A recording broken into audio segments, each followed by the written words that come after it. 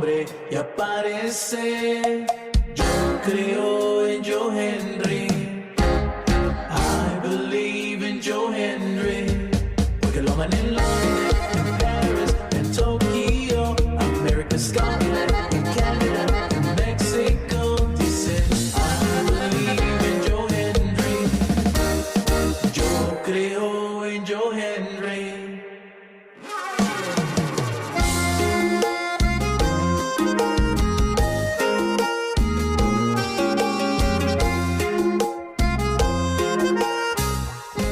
Hello, everyone. It is another week here on A Plus Productions as we talk all things wrestling here on A Plus Wrestling. We're your hosts. I'm Boris, and this week joining me on Z Roundtable are Matt. Bonjour! How's everybody doing? We hope you're doing well. A beautiful day in Toronto. I saw some sunshine. I saw 3 human beings wearing Leaf jerseys. The joys of being 2 up on the Ottawa Senators in the playoffs. Hope everyone's well out there and hope you're out in the sun. Yeah, it's been beautiful, beautiful. Windows are wide open. It's just beautiful here. I love this weather, patio weather. Actually, I hit a patio last night. Nice. Yeah, where at? Bar called a Triple A on Jarvis in Adelaide. Really good place. I enjoy this place. Okay. Super cheap. They have something called the Happy Meal, where it's their house beer, which it is what it is. They're never the best, and they give you a shot of tequila for $12. Nice. All right. Triple A. Did WWE buy this bar? All right. Also joining us this week, all the way from the sunny beaches of the UK, he is Yorkie. Did you just say that was cheap? The what? That was sadly. Hold on, a beer and a vodka, a shot of tequila for $12. Yes, for $12. Jesus Christ! Yep. I'm going to tell you. So I went to a wedding a couple of weekends ago, and obviously in these, when you go to a wedding, they have a high class clientele type establishments and stuff like that. So the beer prices are going to be marked up a little bit like that. I asked for a pint. It cost me £6. I was like, what? No. Oh. I was like, I'm not going to be drunk today. Yeah. I've never been to a cash bar wedding. I've been to a toonie bar wedding where every drink costs a toonie, and that actually pissed me off more than having to pay full price for the booze, because to me that's like, you thought about paying some of the booze, but you didn't go all the way, you cheap motherfuckers. Quick question. Yes. How much is a toonie? $2. Okay.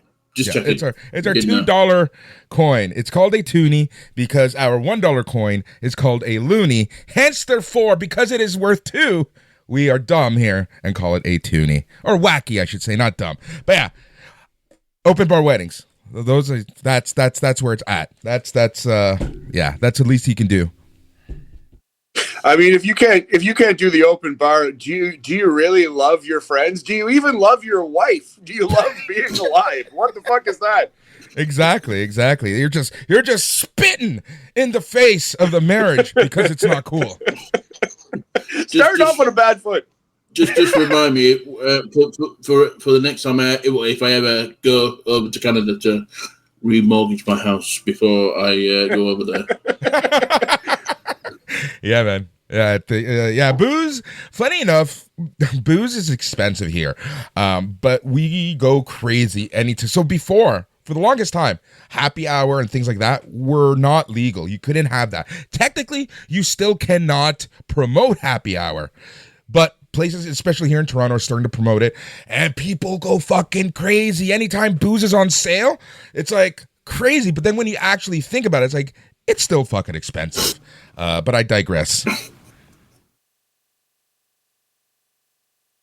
Hi, I'm Paul Yorke. I love it. Oh, it's one of those days, guys. We are all still exhausted from WrestleMania weekend. tons happened. Thank you to everyone who listened to our review shows for Stand and Deliver and WrestleMania Nights 1 and 2. Thank you so much. And thanks to everyone over on the Facebook group for keeping the conversation lively, to say the least, and participating. It was really, it's awesome to see. And all week, we've had some good chats. We had some good participation. So thank you to everyone. And thank you too, because I wish I could have jumped on, but I was ill this past weekend. I watched WrestleMania on a delay. However, I did listen to your podcast the moment they came out, so I kind of got spoiled. I don't care. It was fun. Yeah, we have fun doing these, man. We have fun doing these. What we want to talk about is kind of like the hangover of WrestleMania. That's where we're going to start today. As we mentioned last week, WrestleMania is not just WWE. It is a full-on fandom get together, a circle jerk for wrestling, where all promotions go to wherever WrestleMania is, and it's always a crazy time.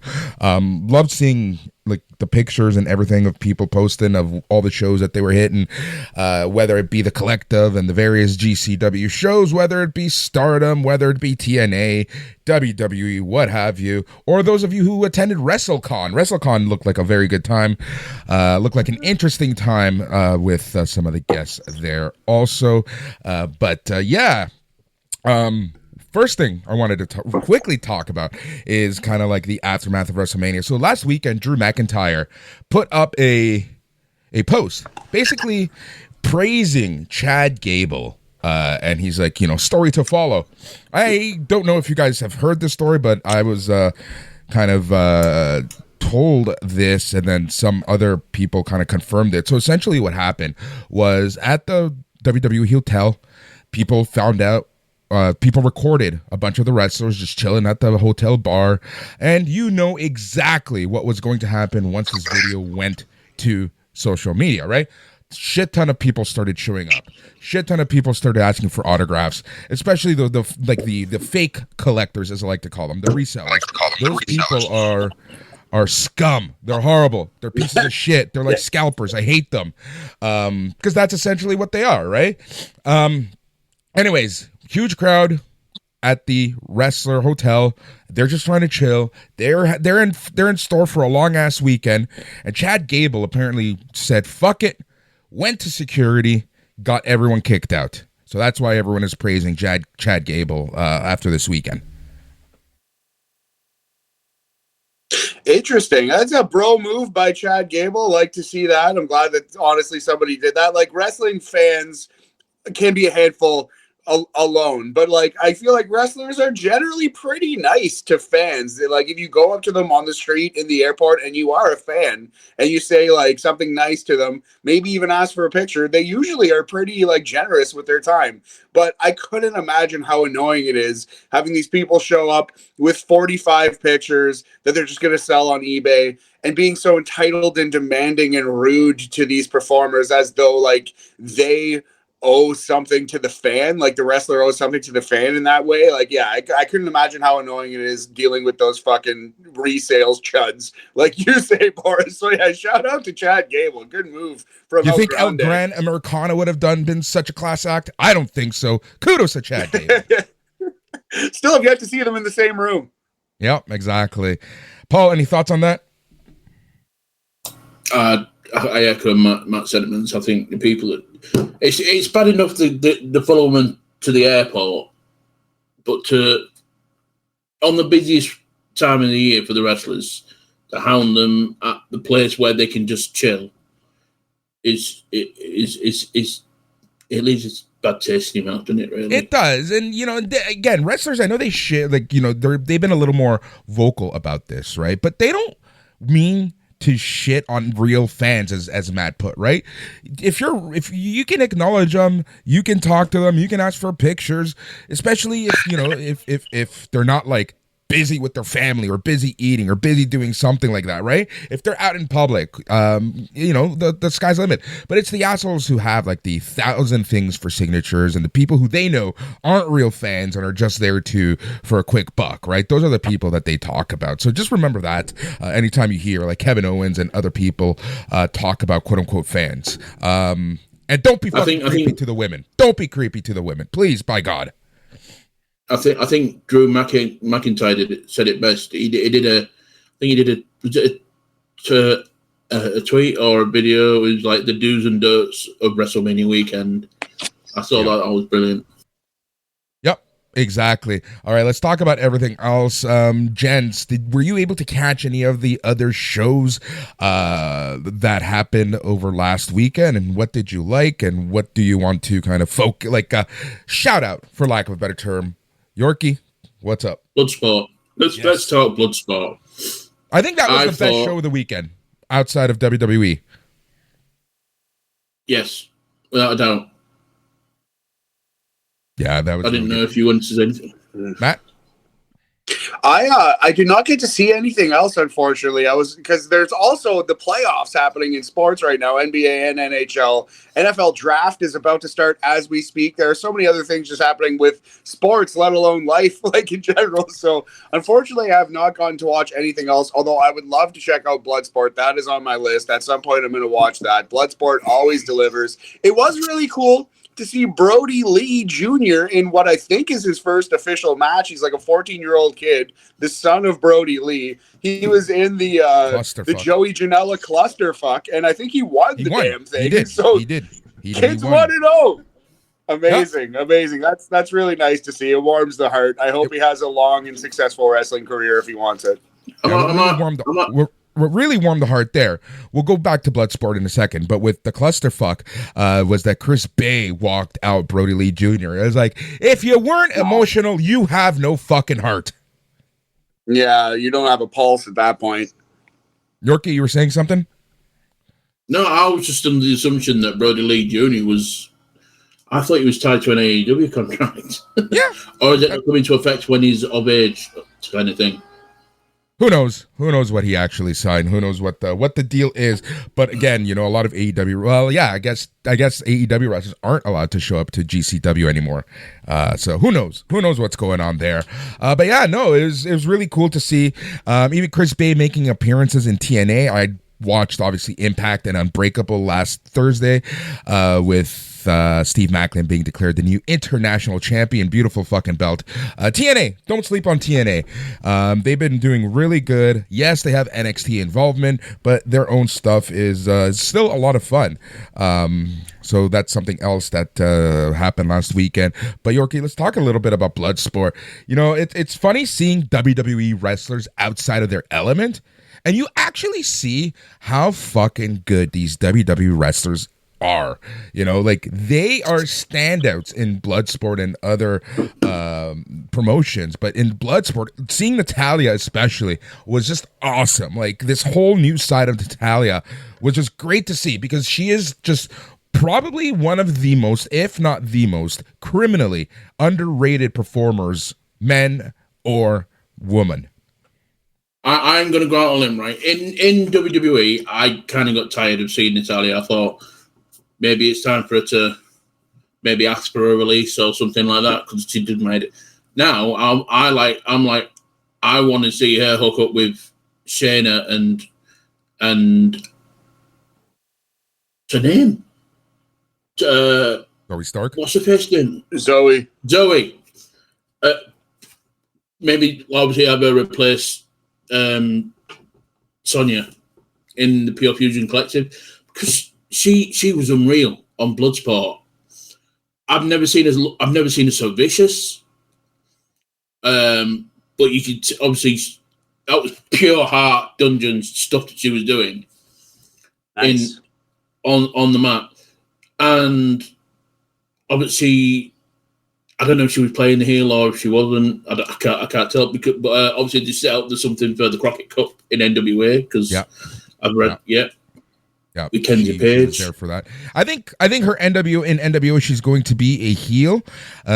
She's coming from WWE. She's got a chip on her shoulder, so to me, it kind of makes sense that she comes in playing the heel role leading into the Crockett Cup later on this year. But yeah, Natalia, really good to see another one who stood out, and I just saw people kind of surprised at this. But you have to remember, I think she's a black belt, like a shoot black belt, and that's Carmen Petrovich.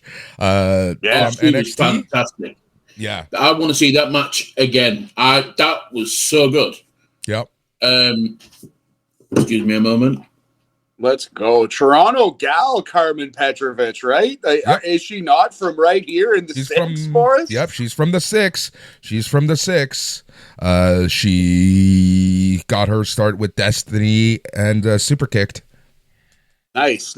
Oh, there you go. I might have seen her at one of those shows, in fact. But so for those who aren't familiar with the Bloodsport product, it's meant to be more of like an MMA take on wrestling. There are no pinfalls. There are no ropes on the ring. It's submission or knockout only, and the matches tend to be between 5 and 10 minutes. Some go longer, but it's a shorter, more fight-like feel. And I love Bloodsport. Like, I really do. I think in a way, it should kind of be what all wrestling looks like to some extent. Like, it's definitely a more realistic, more believable product.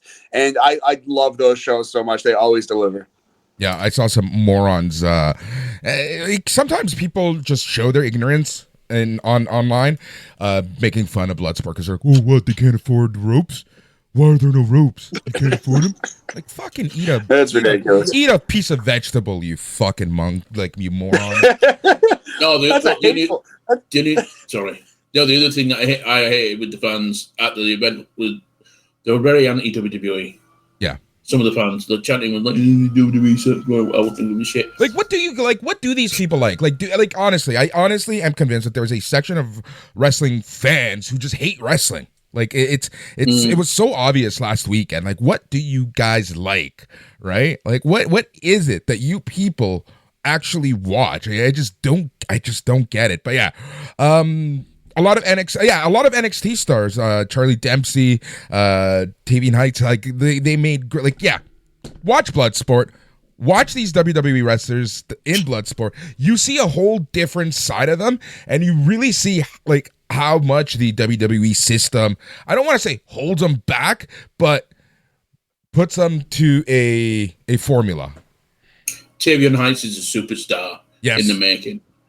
I love Tavian Heights. I mean, I told you, Matt, when there was that tag match between No Quarter Catch Crew and Praxium. I said that was a coming out party for Tavian Heights. He was even better at Bloodsport. If you get a chance to watch it.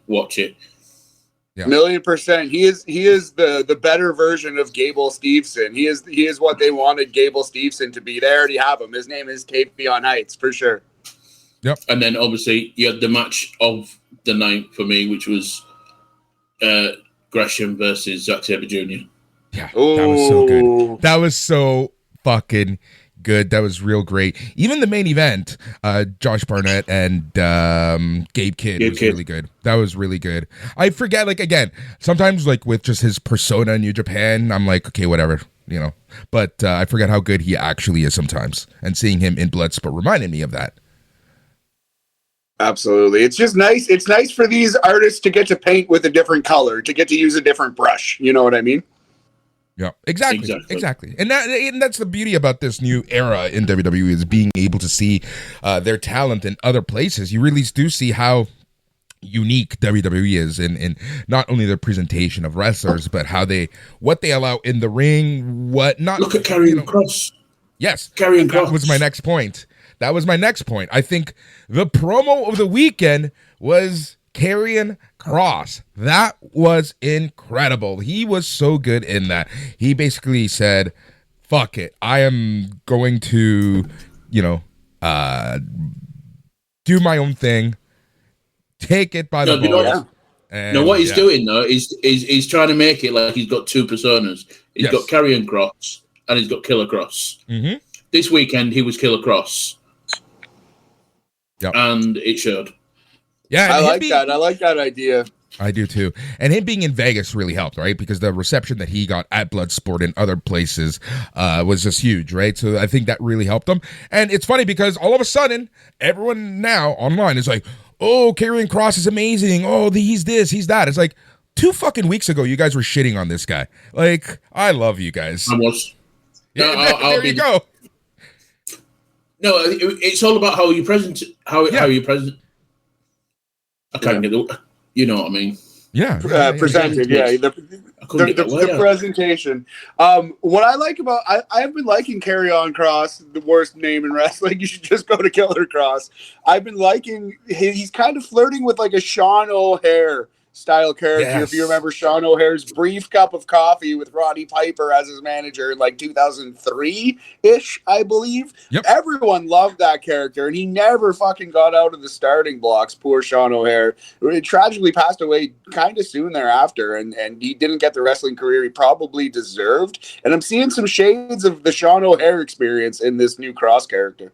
Yeah. Was that when he was doing promos on a white background and just him stood in the middle and he's talking? I remember that. Yep. Looking vaguely Matrix-like. Yes. And then Roddy Piper was the manager. But if I had to pick between Roddy Piper and Scarlett, God bless you, Roddy. I love you, Roddy, but I'm picking Scarlett. I think you're right. The mic work might favor Roddy Piper, the Maniac, but yeah, I think fringe benefits probably you'd pick Scarlett. So I do expect him to get a push. I don't know. You're seeing him a lot more on Raw. He's doing a lot more. He's kind of involving him more in a lot of storylines. He's kind of being spread a lot. So I do think that they are gearing Karrion Kross for a push, which to me, it's criminal that he hasn't been pushed, especially Matt, when you remember how, the end of days of NXT, he was pushed to the moon and essentially buried the entire men's division in one match. It pushed him like a shockingly aggressive way. Like he ran through everybody for like a long time there in NXT. He kind of ground it to a halt almost. And then Vince got hold of him. Yeah. Which is ironic because that's how you know Vince honestly had an issue with NXT and Triple H, because Karrion Kross is the Vince guy. He's molded from what Vince wants. But the fact that he kind of turned him into a joke and, dare I say, buried him, it goes to show you what Vince really thought of Triple H and Triple H's NXT. It was specifically the time period, too, because Vince got it in his head that NXT was going to end AEW's business, and that didn't happen, and he took that out on NXT visibly. And generally, Boris, you're right. I hate when people use the term buried. If you want to see when buried applies, Karrion Kross's start of his career in WWE. That's Vince fucking burying someone 30-second deep into the earth. To Jeff Hardy, deep under the earth, Karrion Kross was buried. Don't forget the other guy that they buried at the same time. Bearcat, Keith Lee. Oh, the Bearcat. Do the Bearcat. Oh, poor Keith Lee. He's another man who, when you saw him on the indies, holy shit, he looked like a fucking supernova. And he kind of was starting to get there in WWE and AEW, but he never quite got there. And I feel like just due to health and everything else, it kind of seems like that's not going to happen now for young Keith Lee, and that sucks. I think he's so. got medical issues more so than an actual injury per se. So I can't remember the time we last saw him on AEW TV. Yeah, he showed up. He did show up briefly and kind of recently, within a year or two, right? And it looked like he was going to reignite things with Swerve, and then I don't know if he didn't get medically cleared for the match, but they pivoted away from that match at the last minute, and I don't think we've seen him since. He's talked about his struggles after COVID-19. It might be a long COVID situation. Yeah, exactly. We saw him more on WWE TV last year than we did in AEW when he kind of walked in on the interviews during the Hall of Fame pregame. Oh, yeah. He was at the Hall of Fame. He was at the Hall of Fame this weekend. Yeah. Well, there you go. Well, he's with Mia Yim, right? Yeah, he's married. They're married, yeah. All right, let us talk about Something else here, kind of making its rounds. A lot of comedy shows, as you know, Matt, and others who go to comedy shows, you have to put your phones away. They're confiscated for the duration of the show, but obviously people had this in mind, and they snuck out audio. And man, oh man, some very interesting things. And we're talking about the Roast of Wrestlemania.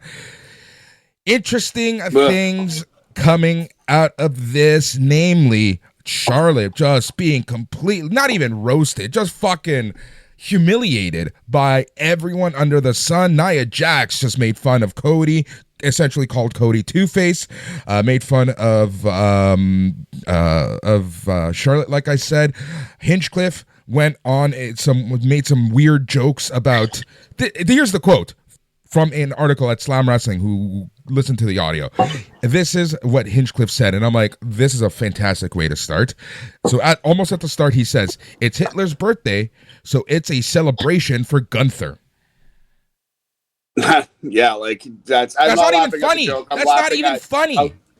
I'm just laughing at how dumb that is. Tony Hinchcliffe is a bad comedian, but whatever. There's the whole Kill Tony thing is like, I think that's kind of a net good for the industry, but it's terrible for the art form of comedy, because the people that those dipshits anoint to be the most famous and successful comedians of the next generation are fucking largely terrible. Chief among them, David Lucas, who is the worst comedian ever.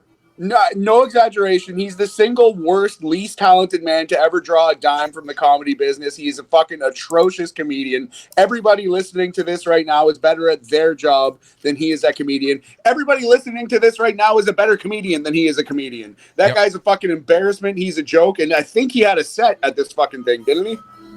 Not 100% sure. But here's some other things before we finish off with your thoughts, Matt. He also made fun of Prime and Drumstick. He says that stuff, and this is Hinchcliffe again, that stuff has more preservatives than Charlotte Flair's face.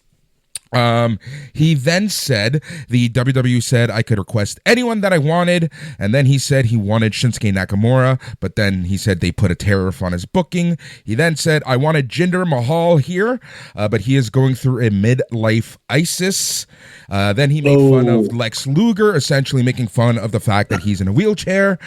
He then said this, talking about Jey Uso. Jay's an underdog, which is what Shinsuke ate for dinner tonight. And then on Io Sky, he said, Io Sky was out there dressed like Buzz Lightyear. Yeah, like. Oh, Tony said all that. Yep. Oh, what a cunt. Yeah, that's the thing. Like, so anytime you just sit there and read roast jokes back, it's not going to be like, it was a roast, yes, but so there are two reasons why this is egregiously dumb and bad. A, those jokes are terrible. Like, they're terrible jokes. If all you can do at a roast is say Asian person says R's instead of L's, and Asian person eats dog, LOL, and person from India is actually a terrorist, LOL, and in 2025 that's the best you can do, that's fucking just embarrassing and atrocious. It's just like poor craftsmanship. It's bad comedy.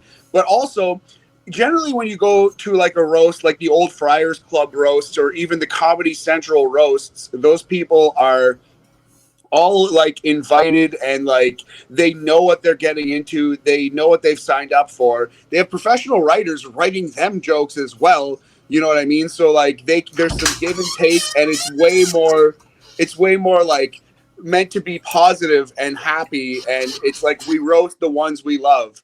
But when you're kind of professionally obligated to be at a roast where people just bully you and you get bullied nonstop on social media already, like for Charlotte Flair, I feel so fucking bad that she had to like sit there and absorb all those blows. Jinder Mahal doesn't even fucking work for the company anymore. He wasn't there. You know what I mean? Like Paul Heyman, and this is actually a roast quality joke, but it's so rude and offside, said that we need another wrestling company like Freddie Prinze Jr.'s dad needs another hole in the head, which is like, just in terms of craftsmanship, an okay joke. It's way better than Asians eat dogs, LOL. But that's just like, Freddie Prinze Jr. wasn't there. What the fuck is the point of that? You know what I mean? Like, that's just, there's so many out of pocket, offside things said at this roast that is like a corporate event. This is supposed to be like, you know what I mean? Like, it's just so stupid to force your employees to go to a roast. That's like the meanest, most offside thing ever. Like, Boris, if you want to have a roast for your birthday and you invite your friends and we all have a laugh about it, that's fine. But like, a corporately mandated roast is one of the craziest and most insanely stupid concepts I've ever fucking heard of ever in my life. That's so insane. It's so nuts. Especially where you shit your corporate sponsors for the past 2 days, right? Like, I just don't understand who thought this would be a good idea. This is something that will be buried, forgotten about, so much so that WWE is sending claims for any of the audio being taken down. So yeah, it's rightfully so. Again, I just don't get this, man. I just don't understand who thought this would be a good idea, especially with wrestlers who are sensitive to begin with. Like, let's be honest, wrestlers are very, very, they hold themselves high, obviously, as they should, right? Some of them don't take two jokes too well. So this was just a bad idea from the get-go, and it sounded like it was just an absolute train wreck. You know, this sounded like, you know, you bought a ticket on an Amtrak, and you know how Amtraks end up, tits up. See, that was a better joke than half this shit. Yeah, honestly was, man. Honestly was. Yeah, it's just an embarrassing idea, and I really feel bad for Charlotte, who just got it from like fucking all angles this weekend. And I mean, at this point, I feel like Charlotte needs some love. You know what I mean? Like, we need to take it easy on this girl. She's in this business in the first place as a tribute to her fucking dead brother. Like, guys, can we chill? Like you said, Boris, some fucking wrestlers are obviously sensitive. This is a woman who's had numerous plastic surgeries. To some extent, this is getting to her. You know what I mean? Like, Christ, guys, let's pump the fucking brakes. And for WWE to sanction an event where Tony fucking Hinchcliffe and David Lucas, the least talented man in the history of show business, come out and crack lazy jokes at her expense is awful. It's just so insanely stupid. Triple H has had some bad ideas this weekend. I think that's the worst idea Triple H has ever had by a white Triple H idea. This is not. This is. I don't think this was Triple H. This is TKO. Probably right. You're probably correct. And I wonder if they were planning on putting it on Netflix, and that's part of the reason why the copyright claims are coming. I wonder if they're going to throw it up on YouTube or Netflix or somewhere in air, because Netflix does have Kill Tony now, and it does have WWE now. So maybe this was a Netflix call, and I wonder if it'll ever see the light of day. Probably not, man. Probably not. But yeah, I think this is the only time this will happen. I will be shocked if they do this ever again. All right, let's move on. So AAA, obviously over the weekend made storm. A lot of people figured out that yes, there is wrestling in Mexico, and it's more than just CMLL. What? You have AAA. So one of the things, their talent director, Victor Manuel Ruiz, aka the Latin Lover, he's kind of refuting claims about not only the price and the reason why AAA sold. He's essentially saying that, no, we didn't have money issues. There was no money issues. And also he can't speak to what it was sold for, but the speculation, and this is an interesting number considering what ROH was sold for, WWE bought Triple H for $50 million. AAA, not Triple H, but they maybe have bought Triple H for $50 million. But that's a big old number considering they bought WCW for what was it, $2.5–3 million in 2020 or 2001. But still, $50 million is a pretty sizable chunk of change even for that company. Yep. So there you go. Yeah. So we'll see. Yorke, any thoughts on that, on the whole sale? We didn't get your thoughts over the weekend. So what do you think about WWE acquiring AAA?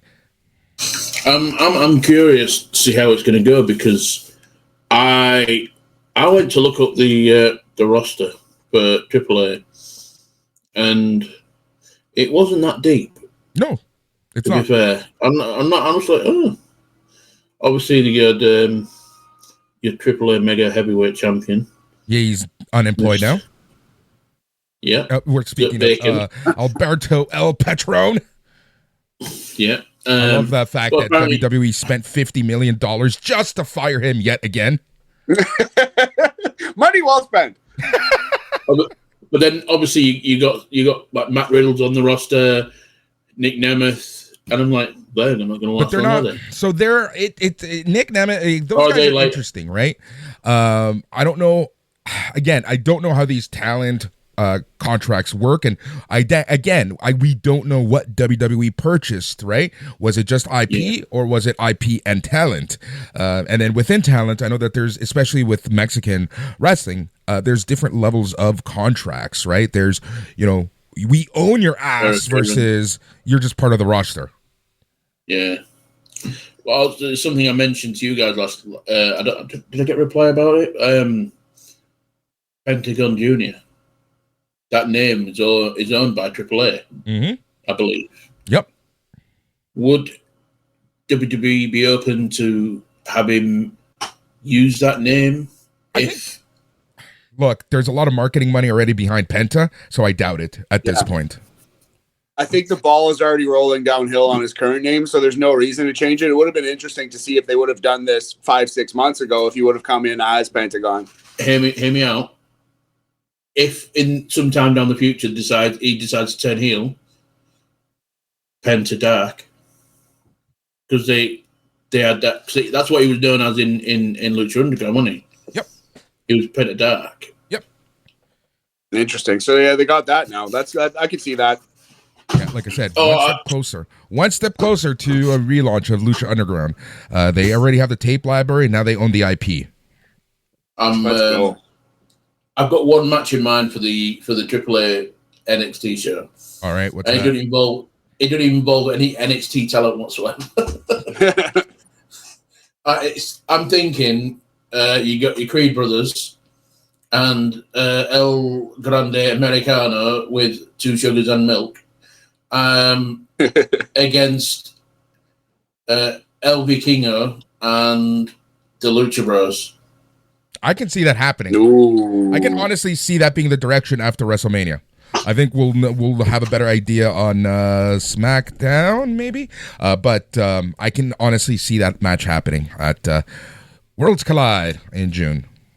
Well, I'll be honest. After El Vikingo, I don't really know of any other.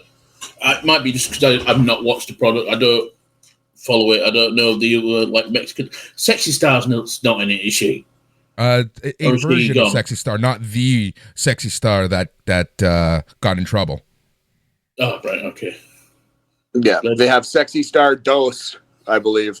But yeah, Vikingo is the big acquisition. Seems like, I don't know, like Boris said, we don't know exactly who's coming, but it sure seems like Vikingo is coming because he's already fucking been involved on WrestleMania television, kicking Grande Americano in his grande face. So I feel like we will see Vikingo, and I mean, it stands to reason that we would see him first in a WWE ring in that NXT AAA When Worlds Collide show. Yep. All right, let's turn the page. Netflix and WWE this summer are destroying kayfabe, and I cannot wait to hear the old timers' thoughts on this because we know how happy and positive these old timers are, right, Matt and Paul?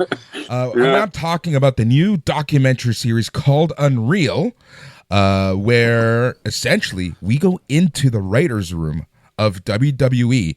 Apparently, we're going to find and see how wrestlers are told that they're going to get a push, how wrestlers are told they're going to win, how wrestlers are told they're going to lose, how they're told that they are going to win a belt, and so on and so on and so on. There is already a teaser trailer up on Netflix, and in this teaser trailer goes even to show you some of the original WrestleMania plans they had written on a whiteboard. So this is from a few months ago, and it's just to show you, cards subject to change and things aren't always set in stone. So originally we were always going to get Cody Rhodes versus John Cena for the Undisputed Championship match. This was the plan. We had Roman Reigns versus CM Punk versus Seth Rollins. CM Punk versus Gunther versus Seth Rollins was also a rumored or a match that they had on the whiteboard. Rhea Ripley versus Bianca Belair was there.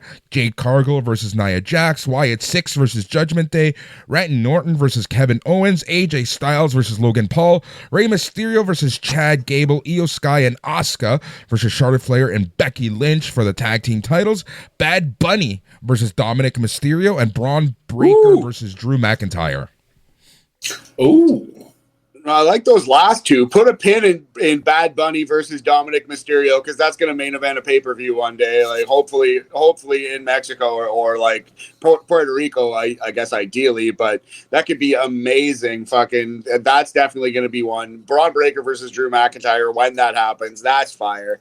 I'm almost glad they didn't quite get to that yet. I like the new Braun Breaker heel faction with Seth Rollins and Paul Heyman. They got cooking up, and I'm excited to see who else they add to that. Perhaps Becky Lynch joins that, and they go like male-female group with that one. But yeah, it's cool to see how many like machinations are in there, and they have some wrestlers have multiple nights on there. Like, I don't know if CM Punk was going to wrestle both of those matches, or if that was like an either-or thing for Punk. But it's interesting to see how many things, change.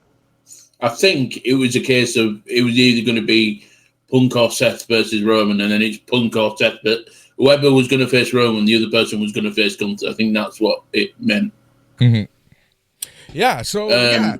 But thoughts on this? Like we're not only like we know that cameras are everywhere backstage now, right? We get footage about everything nowadays, even on official WWE social medias. But this is taking it to the next level. This is essentially showing you how the hot dog is made.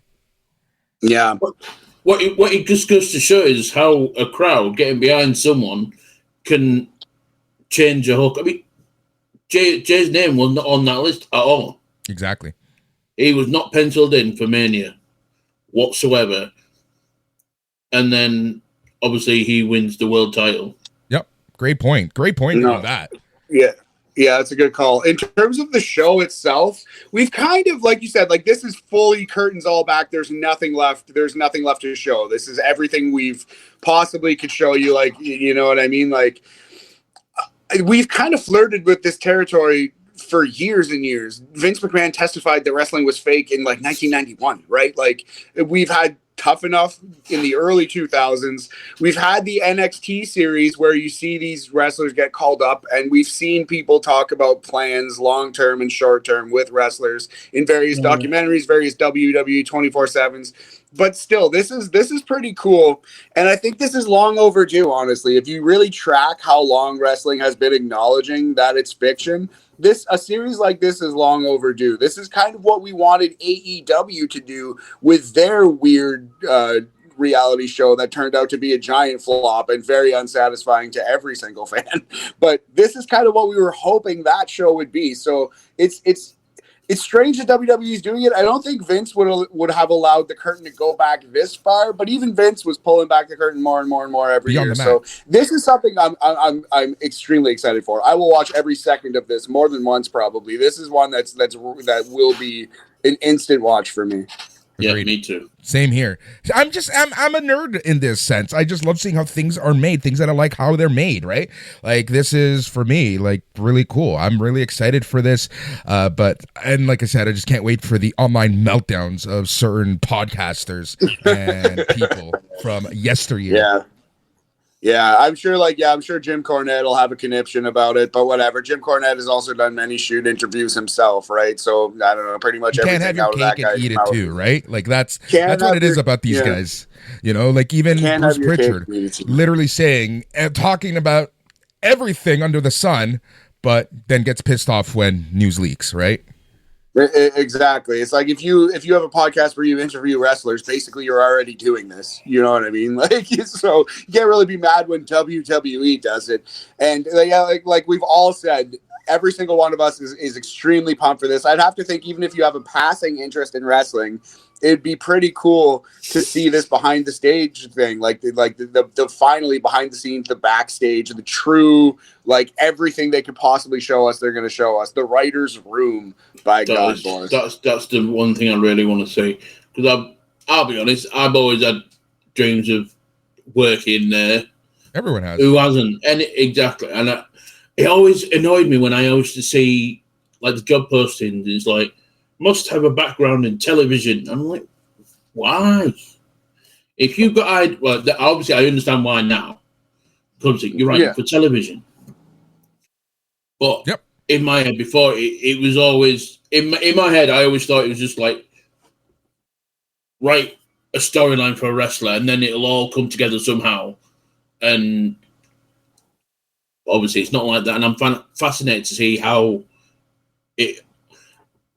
From the clip, it looks like Jay is going to be the storyline of Jay is going to be one of the focus points of it, and I'm just fascinated to see how they go from deciding he's going to win the Rumble to the Mania bit, winning the titles. I'm interested in seeing if there was any chatter about the negative responses he's getting, or are they just going to completely ignore that, right? As WWE seems to be doing. But you can't ignore it to a certain extent, right? But I wonder if that's part of the show in some shape, way, or form. What negative response? I've not heard any negative. With Jay? With Jay Uso? With Jay Uso. Am I oblivious to it? I think you caused some of that. Yeah, you spearheaded a lot of it. Oh, last week. Oh yeah, I get in there. Sorry, don't get me wrong. No, I did. I mean, I've not heard it on TV. You mean like TV? No. Like, I'm talking about on this show. Will they talk about the internet? Will they talk about the internet and the nerds and the vocal minority of wrestling fans, of which we all are included here on this program? Exactly. That like fucking bitch and moan sometimes. I will apologize for what I said because. I was harsh on him, and I'm pleased that he won. I'm gutted for Gunther, but I can't deny that he gets that much of an epic reaction from the crowd. It is mad. Yeah, exactly. I'm not going to be negative. I'm trying not to be negative.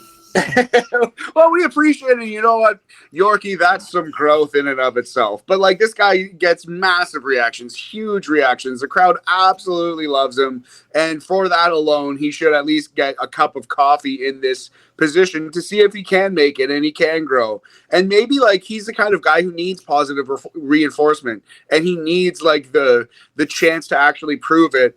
It sure seems like the negativity got to him at WrestleMania. Maybe it was nerves, maybe it was a few things, but I hope and I think he will get the chance to kind of settle into this and let the man cook as the world champion and see what he can do. He needs good title feuds. Yes, great call. Let's talk about the Raw after WrestleMania. Here's an interesting thing. And again, I'm puzzled sometimes. And I just want to call this out, right? A lot of people said WrestleMania was ish. A lot of people said WrestleMania sucked, blah, blah, blah, blah, blah. A lot of people were praising Raw after WrestleMania. Yes, a lot did happen. Becky Lynch turned heel. Liv and Raquel won the belts. Rusev Day is back. We saw Braun Breaker join the team of the New Dangerous Alliance. And Paul Heyman. Yes, it was a very jam-packed Raw, to say the least.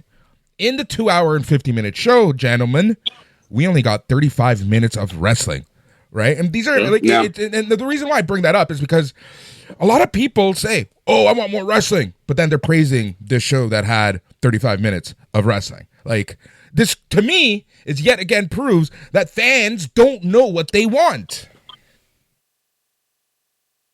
Yeah, and we should. We could all just be like a little nicer to these. Basically, any performer who's not David Lucas, I support being nicer to.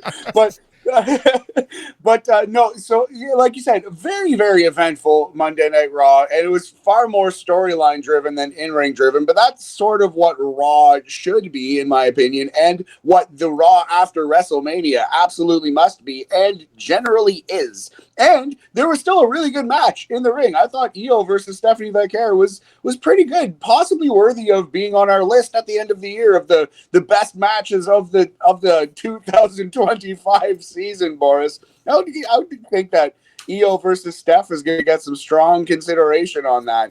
I definitely see why people said this was a better show top to bottom than either WrestleMania. It was kind of like a middle-of-the-pack WrestleMania. Not bad, not as tragic as some people are acting, but definitely not 17 or 19 or one of the greats. So if you think this was a mid-WrestleMania and a good Raw after WrestleMania, then, that's fine. That's your opinion, and I think I agree. Yep. Anything else you want to talk about the Raw after WrestleMania before we turn the page and lastly talk about some AEW Dynamite from yesterday? who I think there's going to be a couple more extra players in Heyman's Dangerous Alliance 2025. I think Becky Lynch would be one. I got 3. Another name that would be interesting. I don't know how I feel about this person overall, but I know a lot of people are down on him. Some people are up on him, and that's Austin Theory. You know that Paul Heyman loves himself some Austin Theory. I think we're going to get. I do think we're going to get Becky Lynch. I think we're going to get Drew McIntyre. That'd be nice. And I think we're going to get Mello. Oh, Mello would be a good look as a Paul Heyman guy. I wouldn't mind that. I wouldn't mind that at all. But again, remember, Trick Williams now is a bona fide heel in NXT. I can see him joining Mello on SmackDown or Raw. Who knows where he's going to end up, because I know that there's a draft coming up soon. True. Yeah, I feel like I missed it. Did it? They haven't announced it, but it's always around post WrestleMania, pre-summer. There was a time when they wanted it right after the NFL draft to kind of coincide with like the draft buzz that is still a buzzing for the NFL. So I understand that. But as we said, the NFL draft is happening as we speak, as we record this on Thursday evening, although it stretches into Friday and Saturday as well. But yeah, so my thought on this group is because they have Seth Rollins, the established veteran, and Braun Breaker, the young up-and-comer, I was kind of thinking it might do that with the women as well, like Becky Lynch as the veteran, and then maybe Roxanne Perez or Julia, because Julia would need the mouthpiece a little more. But I think it's going to be a woman from NXT who joins it. It's 2 men, 2 women, and Paul Heyman running the show, being the Krang of that operation. Love that. No, I can see that. That's a great call. Never even thought of that. Roxanne Perez would be cool, but it seems like her and Julia are doing something on the main roster together. They attack Stephanie Vaquer and Io Sky during their match. So yeah, a lot of things happen. And honestly, once again, this is the first time in a long time that the Raw after WrestleMania feels like a season premiere. Feels like we're starting new. Great call. Season premiere vibes for sure. Yeah. All right, let's talk about AEW Dynamite. My major takeaway from Dynamite was that rappers should never be in the ring. I didn't catch all of Dynamite, but oh no, what did Master P do? Well, he just stood there more than anything else. It was so awkward seeing him there. And then at one point, I forget, Samoa Joe was choking Moxley, and Master P was just flailing, trying to punch him. It was the most awkward thing you've ever seen in your life. That is hilarious. Wait a minute. Wasn't Master P a wrestler? He's a WCW veteran. He's had matches. What the fuck? What is you doing, baby? Dude, what are you have doing, to watch Master this. P? It was so bad. Funny, but so bad. I need to go back and check it. All we need now is Curtis Axel to debut in AEW with a couple of other people and create a country music group and bring back rap. I love it. Oh, I love the West Texas Rednecks. Worst idea for WCW, considering how they're like South-based, and you have a bunch of guys who hate rap music, and they're trying to turn these white guys into the heels. That's so funny. Of course, they were going to get cheered out of the building, and they did. Yeah, one of the lone bright spots of '99 to 2001 WCW was the rap is crap gimmick. Yep. But this just goes to show how much of a WCW mark TK is. Yeah. Because of all the people you get Master P. It is funny. And like, there are reasons to hate on Travis Scott for sure. Go scroll through his Wikipedia for 5 minutes. No, After a World. Just exactly, After a World. Man. Travis Scott has been described as someone who has a dangerous disregard for his audience. So, like, you can dislike Travis Scott however you want, but for like the fact that WWE had Travis Scott involved in a high-profile way and AEW responded with Master P is actually so funny, and that could only come from a deep, deep WCW mark, as you said, Yorkie. Yep. Anything else that stood out for what you watched on Dynamite, either Yorkie, Matt? I haven't seen Dynamite, so I can't say nothing. I did not see the most recent show, but AEW Dynamite appears to be on fire. I loved both of the spring breakthrough shows, and I'm hearing. Okay. I'm hearing though that the Bucks in-ring was good, but perfect. Okay, I heard what did you feel about Bucks versus Speedball and Kevin Knight? Because I heard that was a match of the year contender. People loved that one. It was good. It was honestly, I liked it a lot. Speedball and Kevin Knight work really, really, really well together. The Bucks, didn't really show much ring rust considering they've had 3 matches in the past year, right? So yeah. They're a well-oiled machine. That brother chemistry, kind of like we have, Boris, except we're not brothers. We're partially foiled. Need some WD-40 up in this shit sometimes. Yeah, so we also got Josh Alexander and Takeshita versus Ospreay and Brody King. That was my favorite match of the night. Josh Alexander and Takeshita ends up winning. That was really, really, really, really good. There was only 4 matches on Dynamite last night, but they all lasted like what felt forever.